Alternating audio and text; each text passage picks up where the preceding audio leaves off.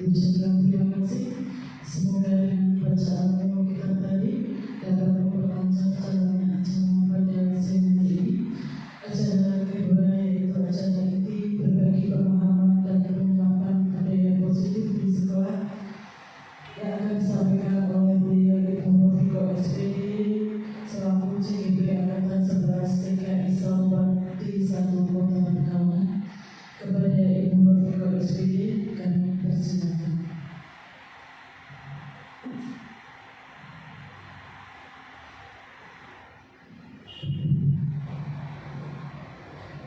Terima kasih atas waktunya.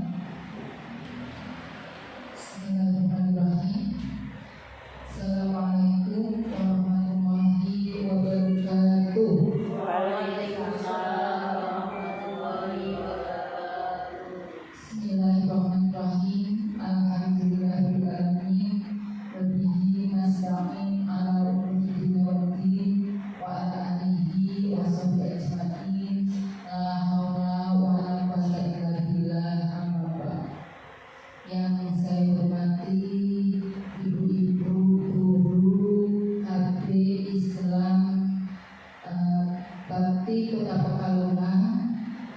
Pertama-tama kami panjatkan puji syukur pada Allah Subhanahu wa Ta'ala yang telah memberikan beberapa kenikmatan kepada kita semua, sehingga di hari ini kita bisa mengadakan kegiatan yaitu berbagi pemahaman dan penerapan budaya positif di sekolah dari tugas CGP Angkatan 11. Tak lupa sholawat dan salam kita haturkan kepada Nabi Muhammad SAW yang senantiasa kita nanti syafaatnya di hari yaumul kiamat nanti. Amin amin Allahumma amin. Ibu-ibu yang saya hormati, saya mengucapkan banyak-banyak terima kasih kepada ibu-ibu semua atas kerawahannya panjenengan untuk menghadiri undangan saya dalam kegiatan berbagi pemahaman ini. Mudah-mudahan langkah panjenengan mendapatkan imbalan pahala dari Allah Subhanahu wa Ta'ala, dan di dalam kegiatan ini mendapatkan manfaat untuk kita semuanya. Amin amin amin. Ibu-ibu semuanya, kami akan berbagi tentang pemahaman dan penerapan budaya positif di sekolah kita. Alhamdulillah, saya sebagai calon guru penggerak sampai sekarang sudah mengikuti pendidikan guru penggerak, sudah selesai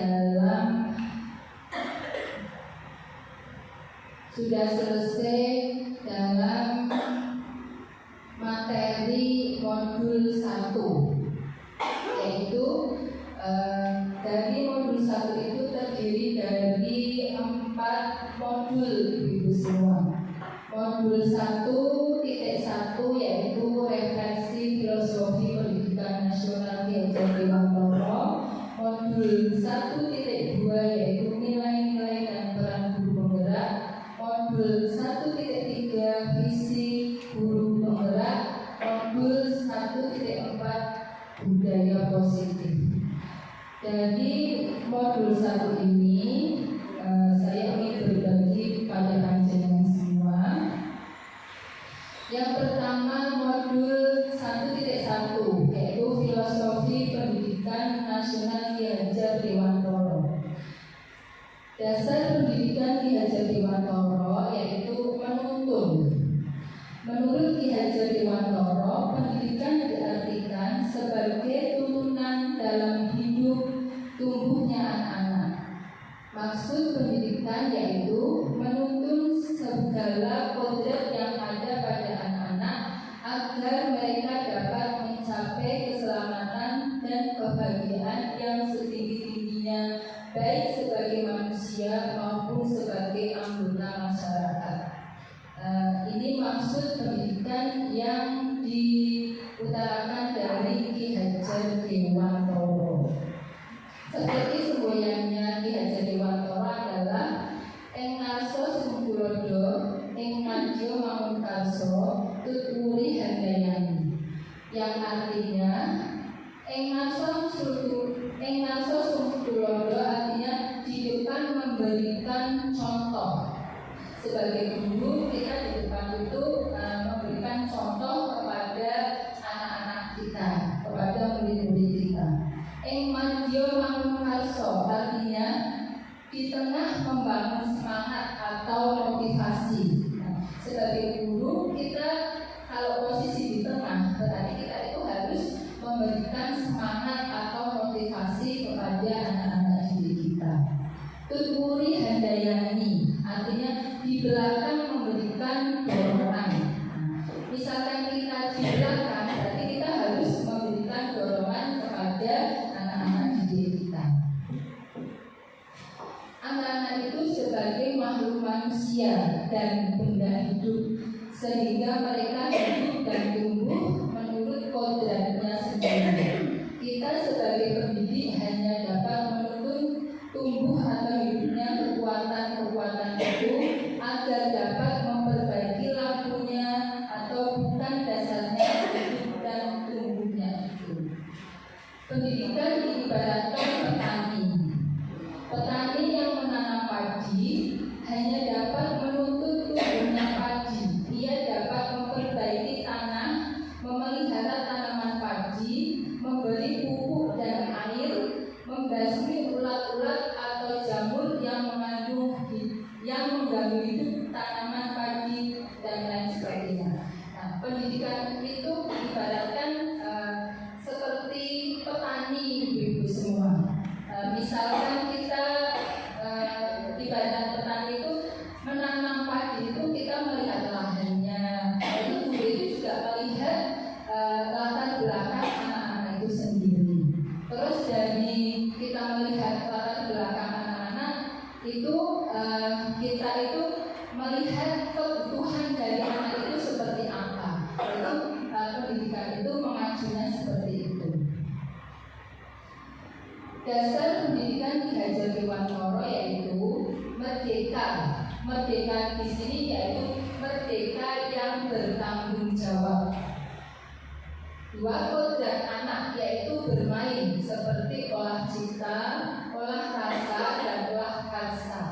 Jadi anak-anak bermain itu memunculkan olah ciptanya seperti apa, olah rasanya seperti apa, dan olah karsanya seperti apa. Terus kodrat alam dan kodrat zaman. Nah, kita sebagai guru melihat atau mengkondisikan pendidikan itu sesuai dengan kodrat alamnya seperti apa dan mengikuti kodrat zamannya.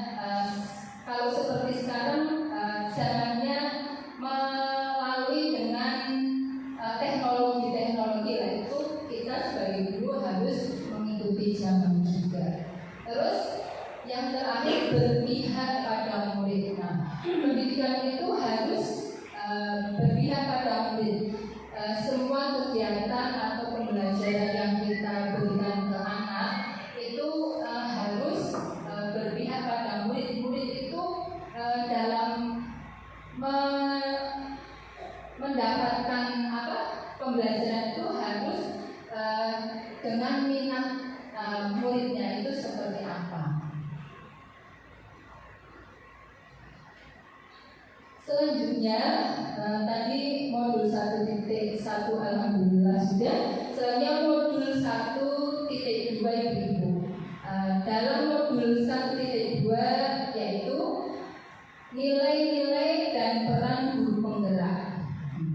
Dari nilai-nilai guru penggerak tersendiri adalah satu, seperti tadi yang di modul 1.1 yaitu berpihak pada murid. Kita memberikan pembelajaran selalu mengutamakan murid untuk murid dan murid. Terus mandiri. Sebagai guru harus mandiri. Mandiri di sini itu harus mempunyai inovasi atau mempunyai pikiran ide-ide yang bisa kita salurkan ke anak atau ke teman sejawat. Terus kolaboratif. Sebagai guru kita harus bisa berkolaborasi atau bekerja sama dengan teman sejawat atau bekerja sama dengan wali murid, bekerja sama dengan anak didik kita. Nah, itu kolaborasi. Terus reflektif itu kita harus bisa merefleksi hasil dari pendidikan yang kita sampaikan ke anak itu seperti apa, bisa kedepannya nanti bisa dibuat seperti apa, itu kita harus bisa mereflektif. Terus yang terakhir itu inovatif. Inovatif di sini berarti guru-guru harus bisa berinovasi untuk mengikuti seperti misalkan workshop, seminar, itu harus ada keinginan untuk mengikuti seperti itu. Misalkan ada workshop, kita tidak boleh moh-mohan, berarti harus semangat untuk ikut biar kita itu bisa mendapatkan ilmu baru. Terus yang peran guru penggerak yaitu pemimpin pembelajaran, kedua pendorong kolaboratif, ketiga penggerak komunitas praktisi, yang keempat mewujudkan kepemimpinan murid, yang kelima menjadi coach bagi rekan guru. Yang pertama pemimpin pembelajaran, berarti guru harus bisa di depan untuk memimpin dalam pembelajaran itu. Terus pendorong kolaboratif. Nah, seperti tadi kolaboratif, kita itu harus bisa mendorong teman-teman kita untuk bekerja sama, berkolaboratif. Penggerak komunitas praktisi. Nah, guru penggerak karena sudah tercanang guru penggerak itu harus bisa menggerakkan komunitas praktisi. Seperti apa komunitas praktisi itu? Seperti gugus, itu termasuk komunitas praktisi. Terus ikatan guru-guru bakti kita itu juga termasuk komunitas praktisi. Terus misalnya yang untuk di PKG atau di DTKI itu sebagai guru penggerak harus bisa menggerakkan komunitas praktisi itu. Seperti di Paudi juga itu harus kita bisa menggerakkan. Terus mewujudkan kepemimpinan murid. Nah, guru di sini harus bisa mewujudkan dari murid itu, misalkan murid itu bisa menjadi mandiri. Nah, itu mewujudkan kepemimpinan murid. Murid itu bisa percaya diri, bisa memimpin teman-temannya, misalkan seperti memimpin doa di depan atau memimpin waktu berbaris, itu juga bisa. Terus menjadi coach bagi guru, rekan guru. Nah, sebagai guru penggerak berusaha bisa menjadi coach. Coach itu guru juga, guru untuk rekan guru kita. Misalkan seperti guru penggerak mempunyai ilmu atau mempunyai pengalaman apa, itu bisa ditularkan kepada guru rekan guru lain.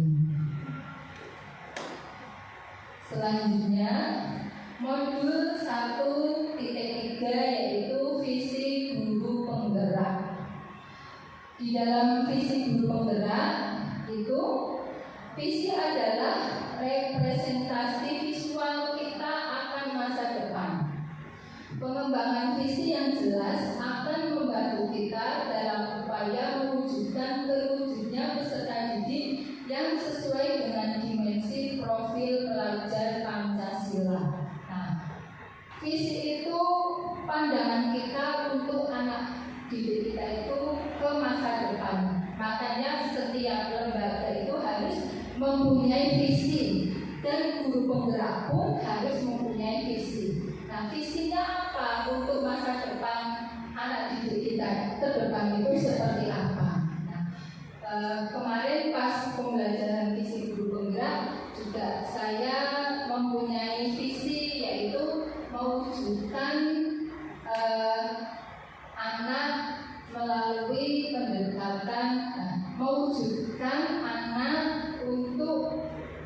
peningkatan sikap peduli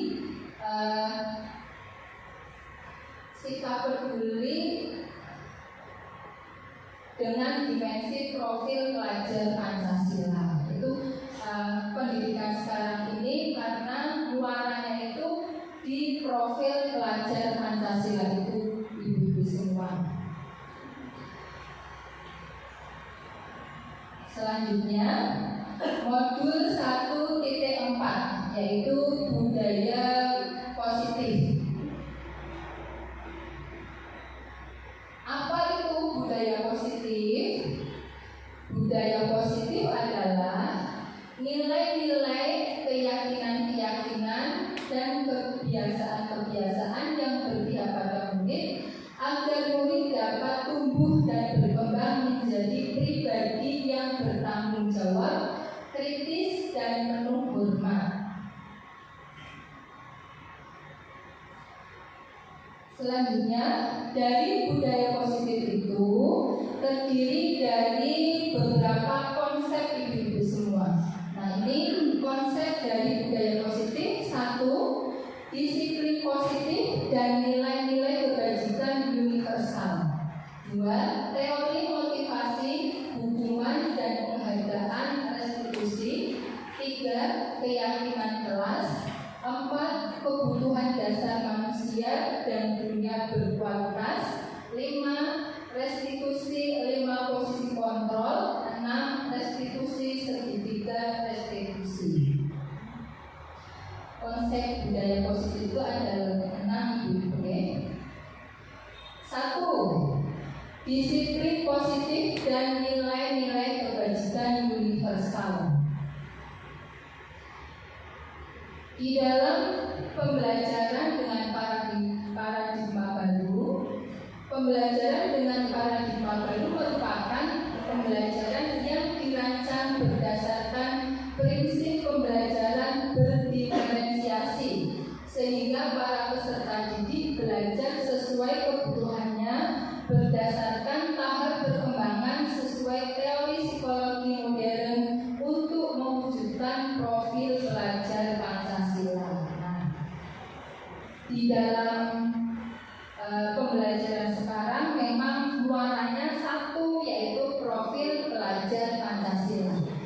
Profil pelajar Pancasila itu ada 6 dimensi. Apa saja ibu? Coba bisa dibaca di depan. Beriman dan bertakwa kepada Tuhan Yang Maha Esa dan berharap wilayah. Terus yang kedua, berkebinekaan global. Terus yang ketiga, bergotong royong. Yang keempat, mandiri. Terus bernalar kritis dan kreatif. Itu muaranya di situ. Anak-anak itu diusahakan biar masuk ke 6 dimensi dari profil pelajar Pancasila. Nah, di sini ada miskonsepsi tentang teori kontrol, yaitu ilusi guru mengontrol murid. Yang kedua, ilusi bahwa kritik dan membuat orang bersalah dapat menguatkan karakter. Yang ketiga, ilusi bahwa semua penguatan positif, efektif, dan bermanfaat. Yang keempat, ilusi bahwa orang dewasa memiliki hak untuk memaksa. Nah, miskonsepsi itu semacam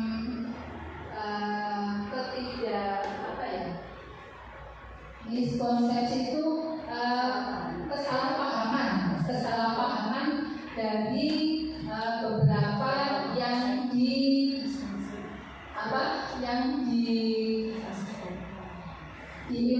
yang dipaparkan di sini, yaitu ilusi guru mengontrol murid. Nah, kita itu semacam membayangkan atau membayang guru itu bisa mengontrol murid.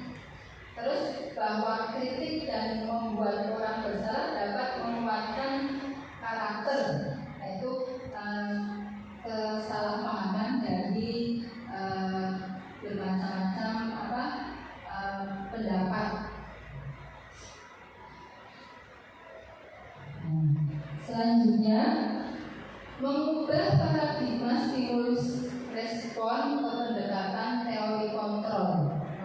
sini ada stimulus respon dan teori kontrol.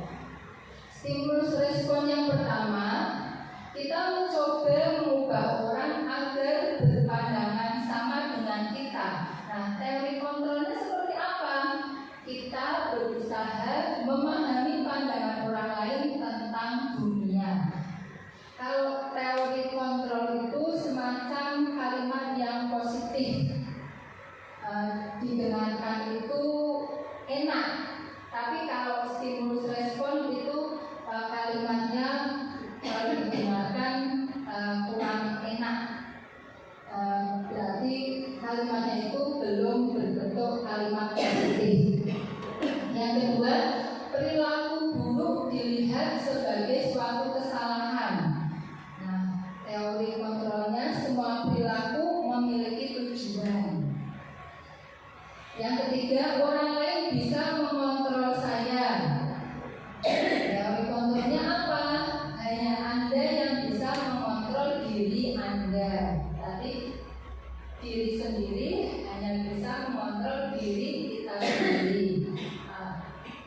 Selanjutnya, saya bisa mengontrol orang lain. Teori kontrolnya, anak tidak bisa mengontrol orang lain. Terus, stimulus respon selanjutnya, pemaksaan ada pada saat rujukan gagal. Teori kontrolnya, kolaborasi dan konsensus menciptakan pilihan-pilihan baru. Yang terakhir, model berpikir menang kalah. Teori kontrolnya, model berpikir menang-menang.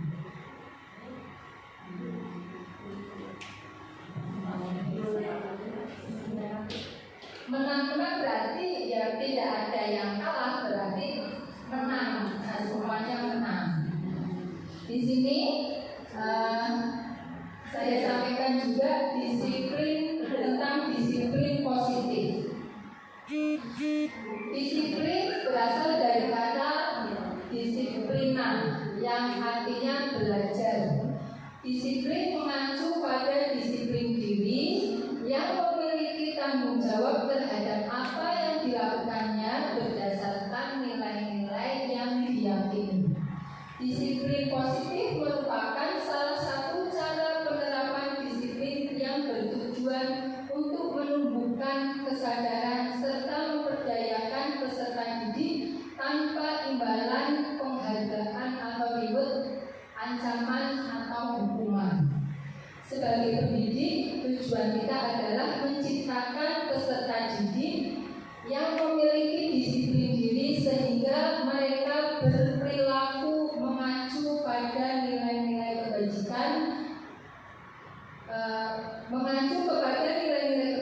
universal dan memiliki motivasi intrinsik dalam perubahan perilaku ke arah yang lebih baik. Sebagai pendidik itu kita menciptakan peserta didik bahwa murid itu untuk berbuat disiplin positif itu harus dari keinginan dirinya sendiri, tidak dari keinginan luar lain. Atau misalkan kita mau berbuat apa itu harus dari niat kita, tidak dari orang lain. Misalkan untuk memakai helm itu tujuannya apa? Kalau untuk memakai helm itu motivasi intrinsiknya kan untuk keselamatan kita. Tapi kalau motivasi ekstrinsik itu untuk mematuhi peraturan, itu bukan yang diharapkan. Yang ekstrinsiknya itu bukan yang kita harapkan, tapi kita mengharapkannya motivasi intrinsiknya dari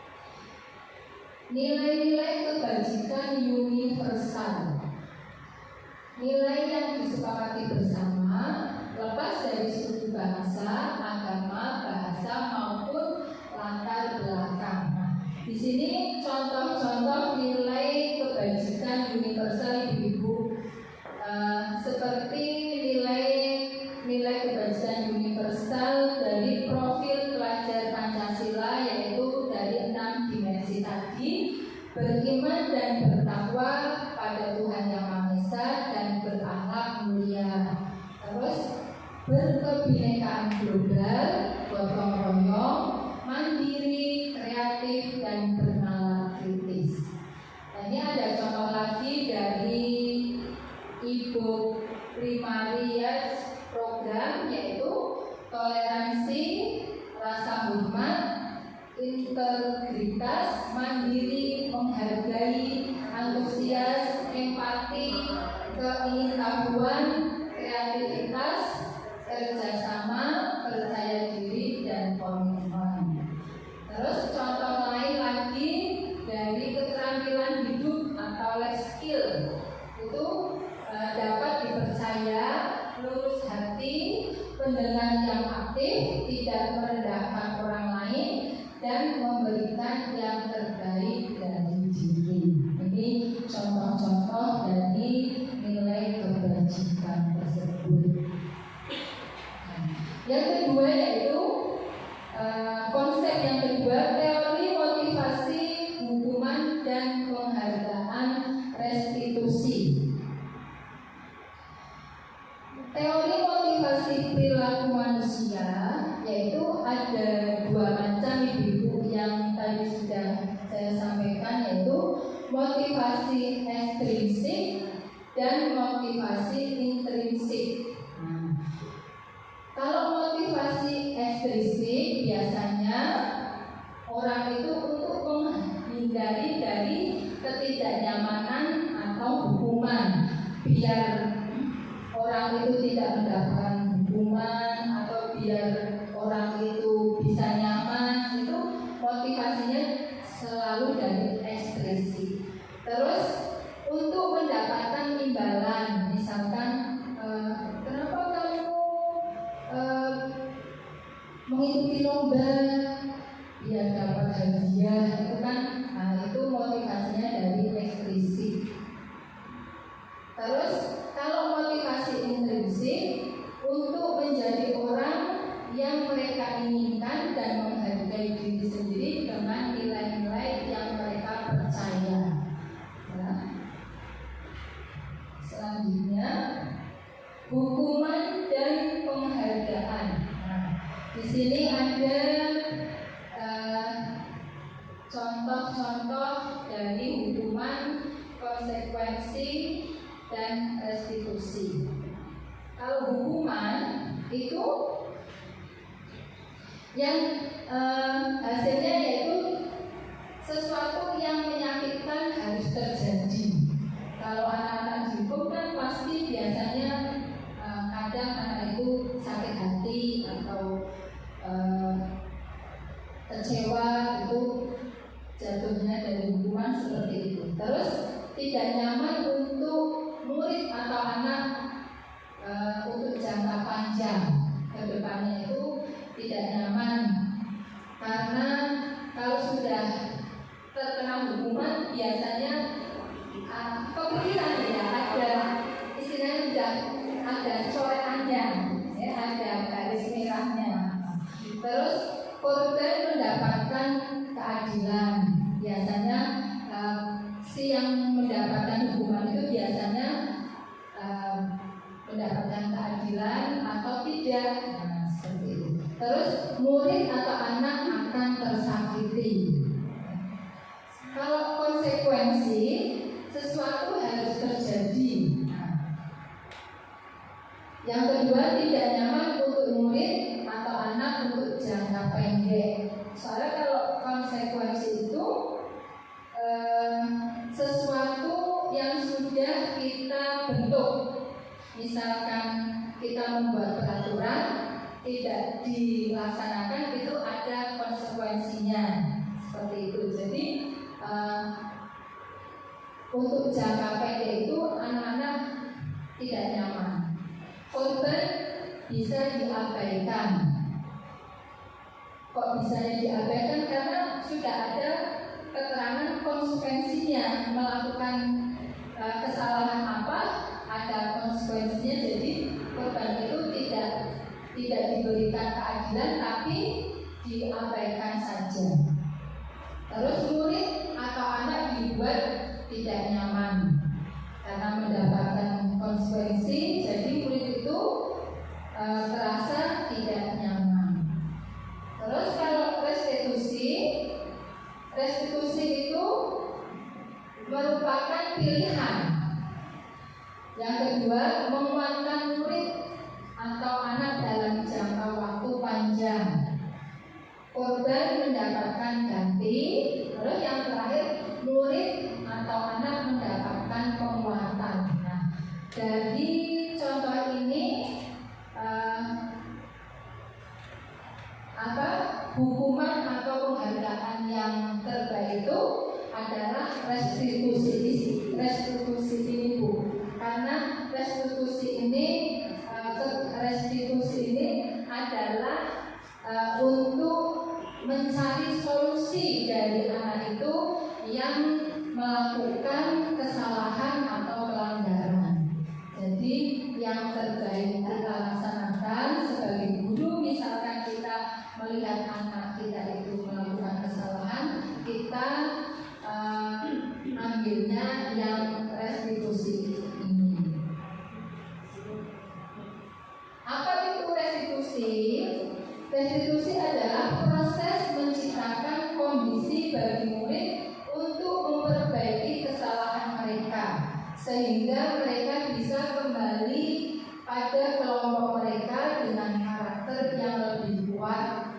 Restitusi juga merupakan proses kolaboratif yang mengajarkan murid untuk mencari solusi untuk masalah mereka dan membantu murid berpikir tentang orang seperti apa yang mereka ingin menjadi tujuan mulia dan bagaimana mereka harus memperlakukan orang lain.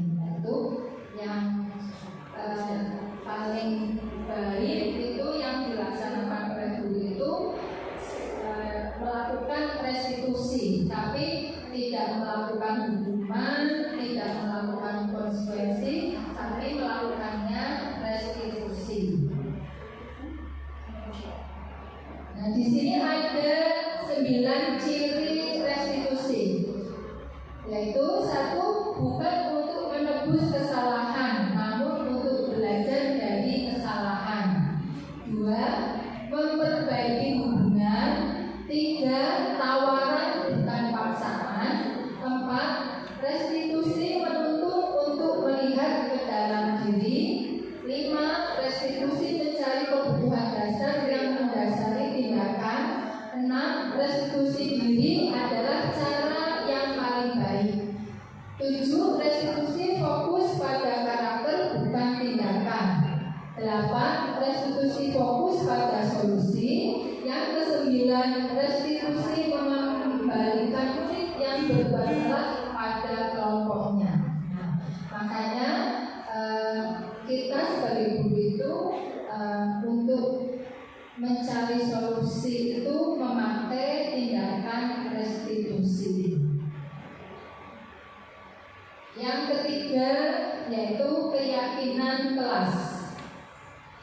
Konsep yang ketiga yaitu keyakinan kelas. Apa itu keyakinan kelas?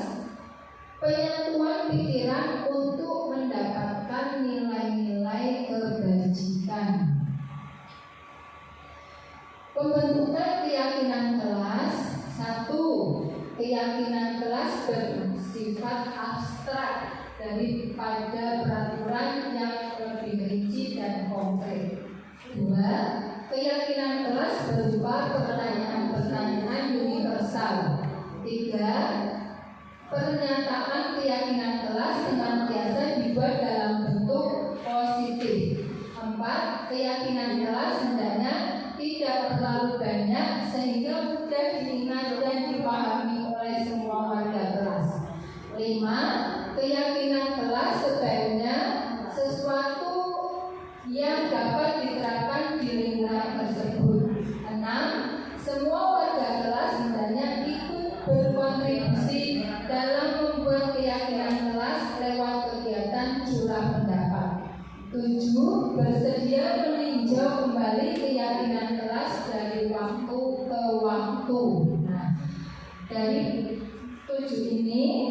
misalkan ibu-ibu di kelasnya panjenengan biar terbentuk disiplin positif, kita itu harus membentuk keyakinan kelas terlebih dahulu. Nah, ini apa langkah-langkahnya seperti ini ya. Dari keyakinan kita berdiskusi kepada dengan anak-anak, keyakinan kelas kita itu seperti apa, itu tapi dengan bahasa yang positif dan tidak, keyakinan kelas itu tidak terlalu banyak, jadi anak-anak itu mudah mengingatnya dan bisa melaksanakannya.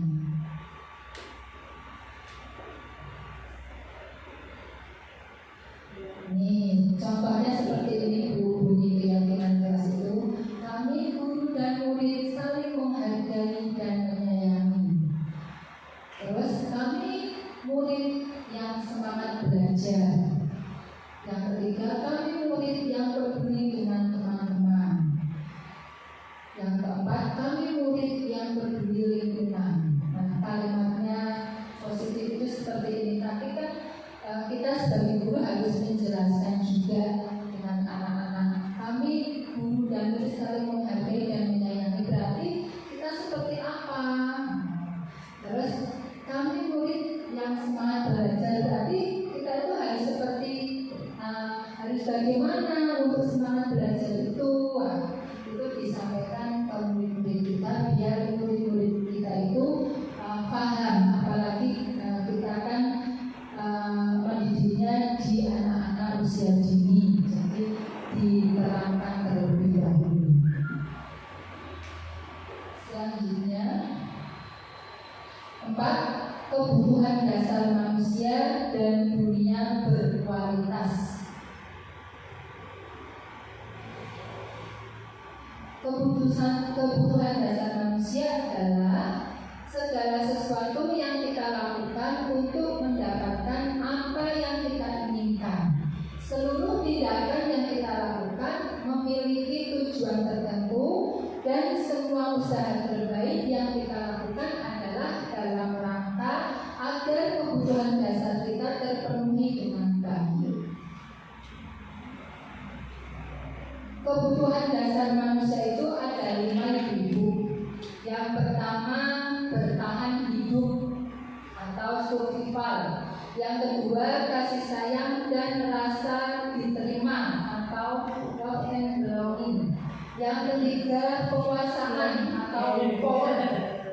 Ya. Yang keempat, kebebasan atau freedom. Yang kelima, kesenangan adalah atau fun. Nah, dari 5 kebutuhan dasar ini, bertahan hidup, kebutuhan bertahan hidup atau survival adalah kebutuhan yang bersifat fisiologis untuk bertahan hidup.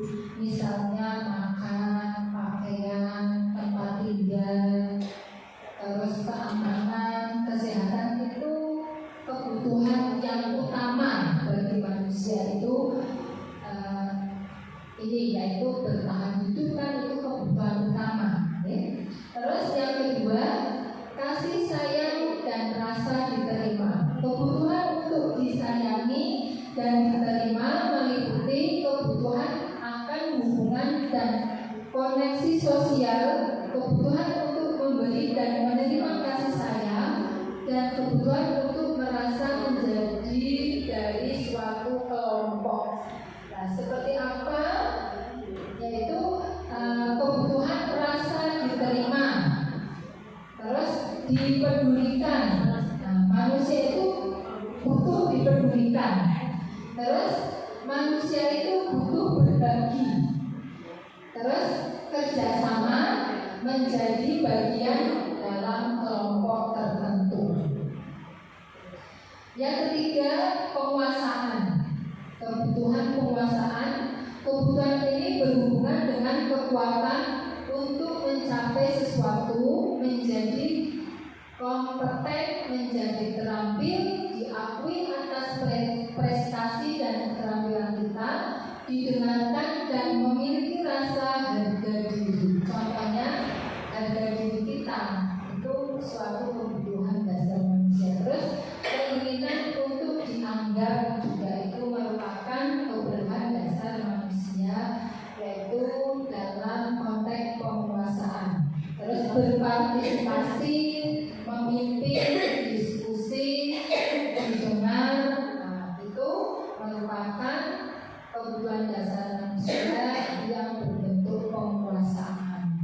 Yang keempat, kebebasan. Kebutuhan untuk bebas adalah kebutuhan akan kemandirian, otonomi, memiliki pilihan dan mampu mengendalikan arah hidup seseorang. Anak-anak dengan kebutuhan kebebasan yang tinggi menginginkan pilihan.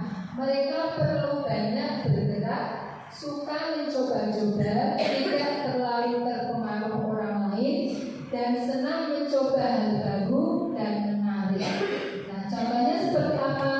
Mandiri, memiliki pilihan mencoba hal baru, terus mampu mengendalikan arah dirinya. Terus yang terakhir, kebutuhan kesenangan. Anak-anak dengan kebutuhan dasar kesenangan yang tinggi biasanya ingin menikmati apa yang dilakukan.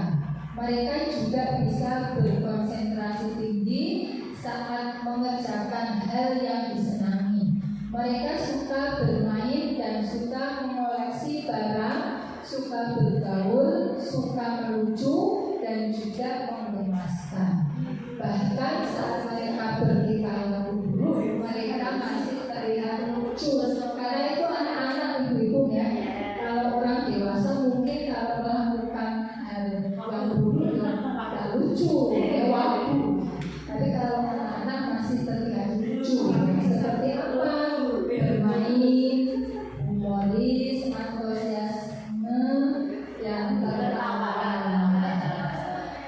Karena itu kebutuhan dasar manusia dalam konteks kesenangan. Selanjutnya, restitusi 5 posisi kontrol. Di sini ada 5 posisi kontrol. 1, sebagai penghukum ibu-ibu. Yang kedua, membuat orang merasa bersalah. Yang ketiga, sebagai teman. Yang keempat, sebagai pemantau. Yang kelima, sebagai manajer. Nah, kalau sebagai penghukum biasanya guru itu langsung menghadik atau menunjuk-nunjuk, terus menyakiti, menyindir, kalimatnya itu menyindir. Nah, biasanya contoh kalimatnya, kalau kamu tidak melakukannya, saya akan marah. Nah, itu kan contoh kalimat sebagai penghukum. Tapi yang ini yang kedua, membuat orang merasa bersalah, yaitu biasanya guru melakukannya seperti berceramah, terus menunjukkan kekecewaan guru itu.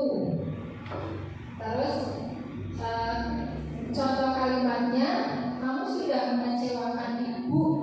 Nah, itu kalimat contoh dari membuat orang merasa bersalah.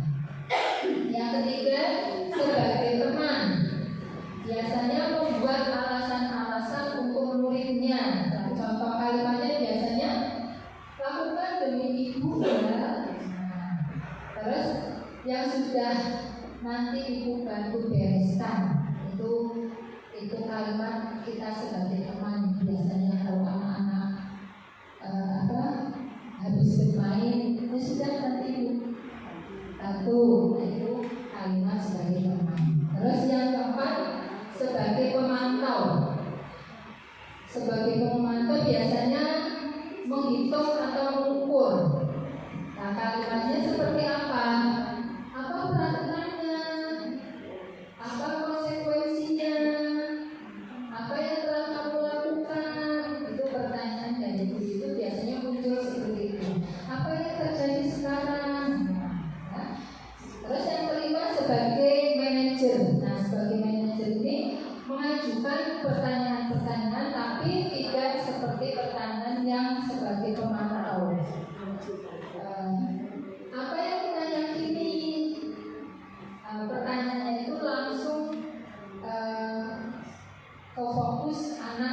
yang anak itu biar merasa tenang. Apa yang kamu yakini hal tersebut? Kalau kamu meyakininya, maukah kamu memperbaikinya? Jadi hal itu biarpun melakukan kesalahan, tapi anak itu tidak merasa takut dengan kesalahan itu dan berusaha untuk memperbaiki dari kesalahan itu. Kalau kamu memperbaikinya, jadi kira-kira hal tersebut akan menggambarkan apa tentang dirimu. Itu kalimat-kalimat dari posisi kontrol sebagai manajer. Nah, 5 posisi kontrol itu, kalau kita sebagai penghukum, hasilnya anak-anak itu bisa memberontak atau mendendam, juga bisa menyalahkan orang lain.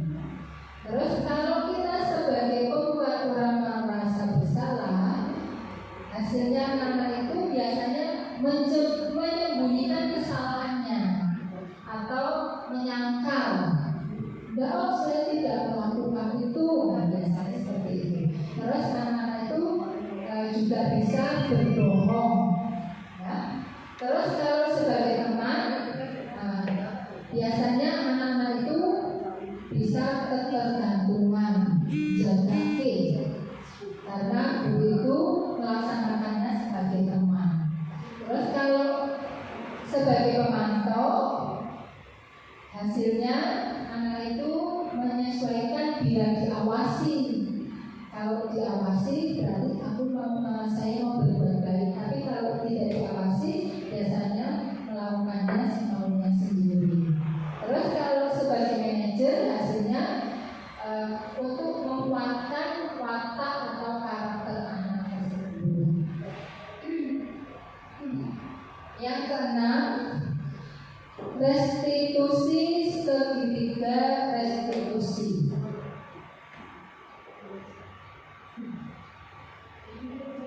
Nah, ini ada bagiannya seperti ini, Ibu. Dari pertama, menstabilkan identitas di bawah.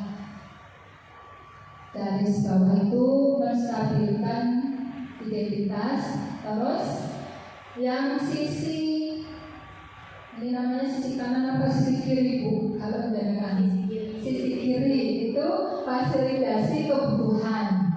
Terus yang sisi kanan itu menanyakan keyakinan. Nah, penjabarannya seperti ini, Bu. Menstabilkan identitas, yaitu untuk membuat anak yang merasa gagal karena berbuat salah menjadi positif terhadap dirinya. Nah, biasanya guru itu berkata, berbuat salah itu tidak apa-apa, tidak ada manusia yang sempurna. Terus saya juga pernah melakukan kesalahan seperti itu. Kita bisa menyelesaikan ini. Ibu tidak tertarik mencari siapa yang salah, tapi ibu ingin mencari solusi dari permasalahan ini. Selanjutnya, kamu berhak merasa begitu. Apakah kamu sudah menjadi teman yang baik buat dirimu sendiri? Nah, biasanya kalau menstabilkan identitas itu, guru itu berkatanya seperti ini. Yang kedua, validasi kebutuhan.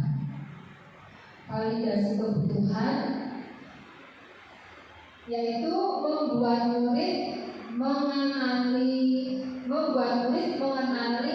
basic need atau kebutuhan yang ingin dipenuhinya ketika melakukan kesalahan itu. Nah, biasanya guru berkatanya seperti ini, Bu. Kamu bisa saja akan melakukan hal yang lebih buruk, tapi kamu tidak melakukannya, kan? Kamu pasti punya alasan mengapa melakukannya.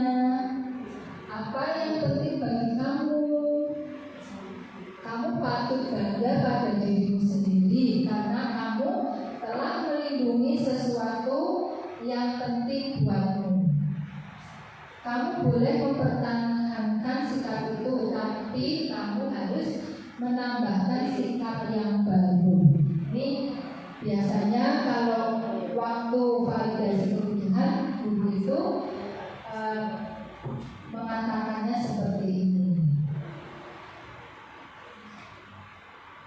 Terus yang ketiga, menanyakan keyakinan. Menanyakan keyakinan adalah anak melihat kesalahannya dihubungkan dengan norma sosial dan nilai-nilai yang mendasari manusia berinteraksi dengan orang lain. Kata-kata gurunya biasanya seperti ini juga. Apa nilai yang kita percaya di kelas kita? Terus nilai-nilai universal apa yang kita sepakati? Kelas yang ideal itu seperti apa sih? Kamu ingin jadi anak seperti apa? Terus apa yang kamu rasakan ketika kamu melakukan itu? Kamu jadi orang yang seperti apa?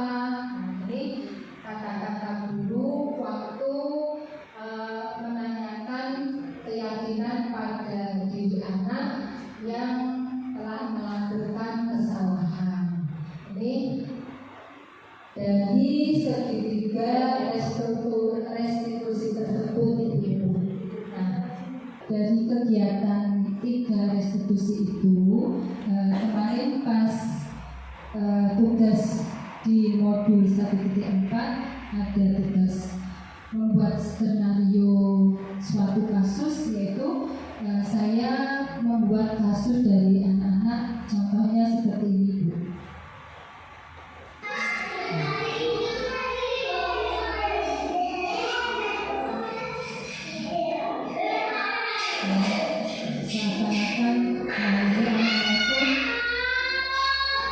Tidak diajak main oleh temannya.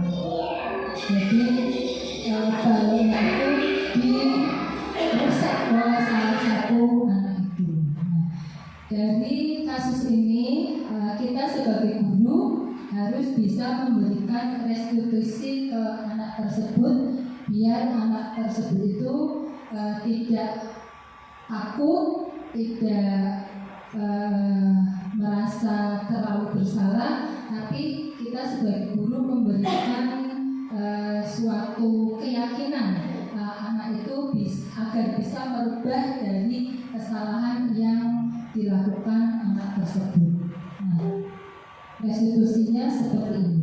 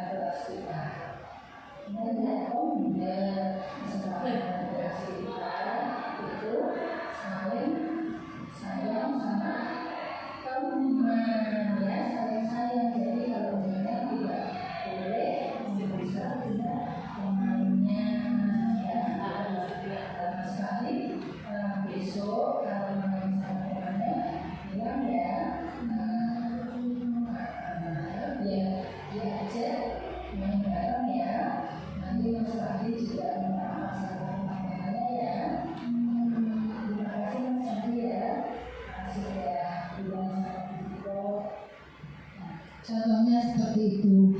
Jadi kita sebagai guru itu kalau lihat anak melakukan kesalahan, jadi tidak marah sendiri. Kita bisa mencari solusinya dengan melakukan restitusi tersebut.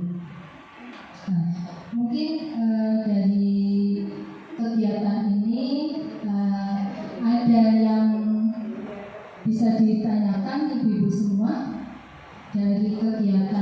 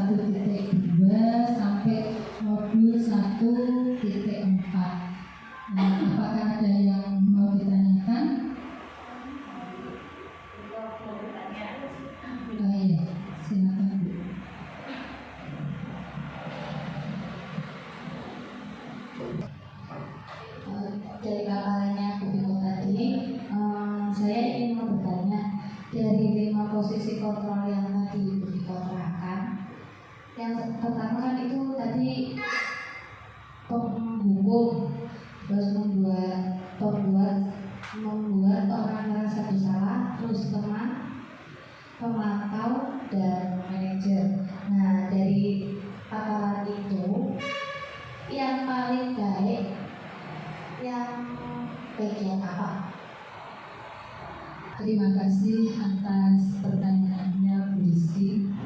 Mungkin ini pertanyaan yang bagus karena guru-guru memang harus mengetahui dari 5 posisi kontrol itu. Dari pertanyaan Bu Rizky, 5 posisi kontrol itu yang paling bagus itu yang seperti apa? Seperti itu ya. Kalau dari pendidikan guru penggerak yang saya terima itu 5 posisi kontrol yang terbaik itu sebagai manajer. Nah, kok kenapa sih sebagai manajer? Karena kalau kita sebagai manajer, kita itu bisa menguatkan anak tersebut dari tindakan yang kesalahan yang dilakukan. Nah, dan sebagai manajer itu waktu memberikan pertanyaan kepada anak anak itu tidak merasakan kalau anak itu melakukan kesalahan. Anak itu tidak takut karena pertanyaan-pertanyaan yang kita sampaikan ke anak itu berupa pertanyaan yang positif, yang tidak menyinggung perasaan dari anak tersebut dengan nada yang halus, tidak seperti membentak, tidak kasar. Itu perilaku guru sebagai posisi kontrol sebagai manajer, dan anak itu dikuatkan bahwa kesalahan yang dilakukan anak itu bisa ada solusinya dengan cara misalkan anak itu dicari kesalahannya apa, harus nanti melakukan tindakannya seperti apa. Terus anak itu juga diberikan penguatan, anak itu harus bisa meminta maaf kepada teman yang telah dia sakiti, atau misalkan membuat kegaduhan di kelas juga anak itu bisa meminta maaf kepada temannya yang ada di kelas atau kepada guru yang ada di kelas. Itu posisi kontrol yang baik adalah sebagai manajer. Oke, yakin itu jawaban dari saya. Ada lagi Bu yang mau ditanyakan selain Bu Rizky? Silakan Bu Kiki. Bu Rizky tanya dong. Oke. Terima kasih atas kesempatannya. Dari contoh video kasus yang ditayangan di tadi, kan ada anak yang mengganggu temannya yang sedang bermain balok. Untuk melakukan restitusinya itu, apakah harus anak yang melakukan kesalahan yang dipanggil? Ya, itu saja Bu. Terima kasih. Untuk melakukan restitusinya. Nah, mengapa? Terima kasih Bu. Sebelumnya terima kasih Bu Kiki ya atas pertanyaannya. Pertanyaan yang bagus. Mengapa untuk melakukan restitusi anak yang melakukan kesalahannya, bukan dari semua anaknya atau di mana anak itu melakukan kesalahan itu. Nah, kenapa sih kok yang dipanggil itu anak yang melakukan kesalahan? Karena kalau kita melakukan restitusi itu, kita lihat yang melakukan kesalahannya itu siapa. Nah, kita memanggil anak yang melakukan kesalahan tersebut ya, agar kita bisa memberikan solusi ke anak, dan anak itu biar tidak takut atas melakukan kesalahan tersebut. Terus sebagai guru juga kita agar bisa menguatkan dari anak tersebut biar bisa merubah dari kesalahan itu, dan juga guru juga bisa menanyakan dari hasil keyakinan kelas yang pernah kita sepakati bersama-sama itu, keyakinan kelasnya seperti apa. Anak itu biar bisa mengutarakan, oh keyakinan kelasnya ini, atau ada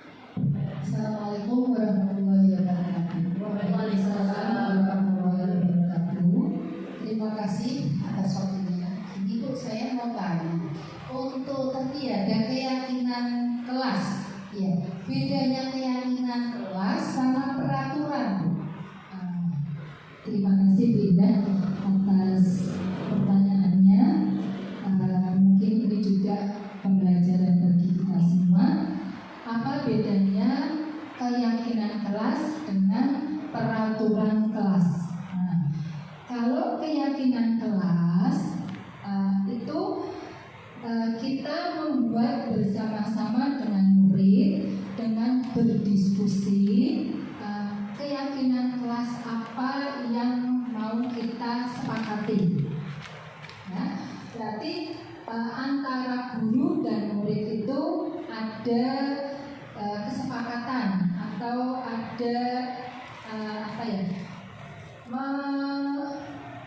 menimbulkan atau membuat keyakinan kelas yang perlu diterapkan di kelas kita.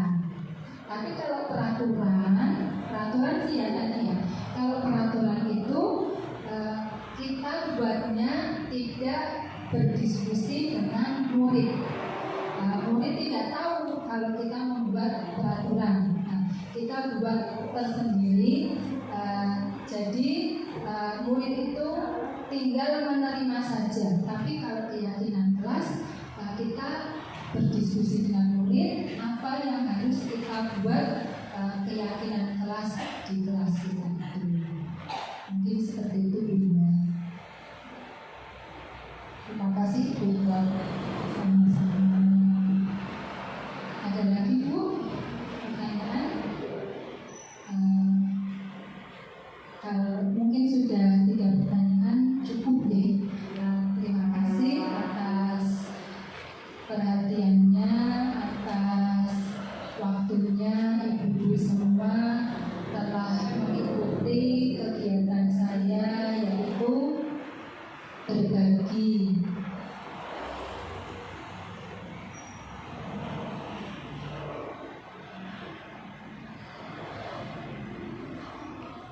Berbagi pemahaman dan penerapan budaya positif di sekolah.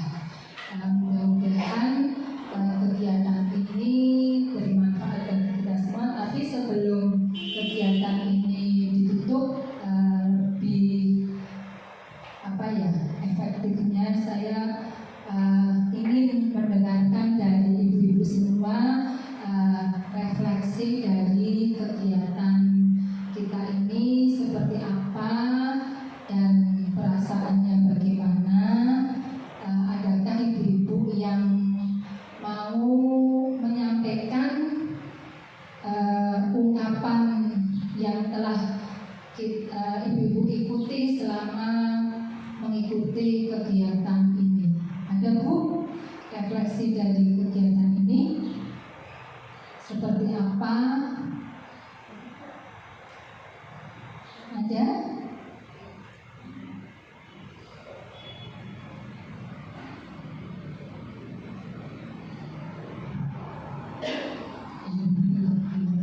Terima kasih Bu. Monggo refleksinya seperti apa? Selama mengikuti kegiatan ini berbagai pemahaman dan penerapan budaya positif di sekolah, banyak sekali ilmu yang kami dapat, yaitu semuanya kita dapat ilmu. Saya akan mencoba memaparkan, membacakan refleksi kegiatan hari ini. Ini sebagian saja ya, padahal masih banyak ilmu yang belum saya tulis di sini, tapi saya akan mencoba membacakannya. Selama mengikuti kegiatan ini, kegiatan berbagi pemahaman dan penerapan budaya positif di sekolah, dalam mengikuti kegiatan ini saya merasa senang ibu. Saya dan tentunya kawan-kawan di sini semua bisa mendapatkan ilmu baru, ilmu yang belum kita dapatkan sebelumnya. Sebelum Bu Fikoh menyampaikan tadi, kita benar-benar merasa senang karena ilmu yang kita dapatkan ini bisa bermanfaat untuk kita semua. Semoga ilmu ini juga bisa kita terapkan di kelas kita, di sekolah kita. Kemudian saya bisa mengetahui materi pendidikan guru penggerak, yaitu redaksi filosofi pendidikan nasional Ki Hajar Dewantara, antara lain nilai-nilai dan peran guru penggerak, visi guru penggerak, budaya positif yang mengikuti 1. Disiplin positif dan nilai-nilai kebijakan universal, teori motivasi, hukuman dan penghargaan, restitusi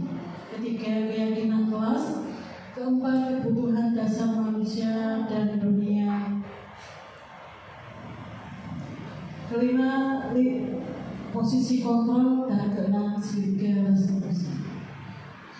Mudah-mudahan setelah mengikuti kegiatan berbagi ini, saya dan teman-teman bisa menerapkan ilmunya di kelas atau di sekolah. Juga kita sebagai pendidik memang harus selalu berinovasi. Ya, ilmu itu tidak didapatkan dari kita ikut workshop atau kita ikut pelatihan dan pengantaran. Ilmu itu kita juga bisa cari melalui browsing, kita melalui menonton televisi dan lain-lain, termasuk ilmu yang kita dapatkan hari ini. Terima kasih Bu Biko, ilmunya semoga bermanfaat dan memang sangat bermanfaat. Terima kasih. Terima kasih Bu Guru. Tepuk tangan untuk Bu Guru. Mudah-mudahan kedepannya kita bisa selalu membuat budaya positif di sekolahan kita ini biar pembelajaran kita merasa nyaman, aman, dan menyenangkan. Mungkin ini dari pemaparan saya berbagi pemahaman dan penerapan budaya positif di sekolah. Terima kasih atas hadirnya pendidikan semua dan mohon maaf apabila dalam penyampaian saya masih banyak kekurangan atau tutur kata yang kurang pas. Sekali lagi saya mohon maaf yang sebesar-besarnya. Akhir kata, wabillahi taufiq wal hidayah. Assalamualaikum warahmatullahi wabarakatuh. Demikianlah acara siang hari ini, yaitu berbagi pengalaman dan penerapan budaya positif di sekolah oleh Ibu Biko. Ilmunya sangat bermanfaat untuk kita semua. Saya selaku pembawa acara mohon maaf apabila ada tutur kata yang kurang berkenan. Bila kita tidak hidayah, mari kita tutup acara ini dengan bacaan hamdan. Alhamdulillah. Saya sebagai pembawa acara mohon maaf. Bila itu Assalamualaikum warahmatullahi wabarakatuh.